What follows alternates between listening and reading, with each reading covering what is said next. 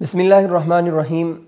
ناظرین، بہت سارے ایسے معاملات ہوتے ہیں، بہت ساری ایسی چیزیں ہوتی ہیں جن کو ہم ایک خاص زاویہ نگاہ سے دیکھ رہے ہوتے ہیں، لیکن حقیقت میں وہ کچھ اور ہوتی ہے اور ہماری نظر میں کچھ اور ہوتی ہے۔ تو اس لیے جب ہم رمضان المبارک کا مہینہ آتا ہے تو اس میں بعض لوگوں کا نظریہ کچھ اور ہوتا ہے، بعض لوگوں کا کچھ اور ہوتا ہے۔ بعض لوگ اس کو یہ کہتے ہیں کہ یہ ہم پر مسلط کر دیا گیا ہے، ان کے لاشعوری طور پر ان کی ذہن میں یہ بات آتی ہے، لیکن جب ہم دوسری طرف دیکھتے ہیں تو اللہ تبارک و تعالیٰ کا یہ بہت بڑا انعام ہے ہم پر کہ جس میں اللہ تبارک و تعالیٰ انسانوں کو، لوگوں کو معاف کرتا ہے، درگزر کرتا ہے، جہنم سے نجات دلاتا ہے، جنت میں داخل ہونے کا راستہ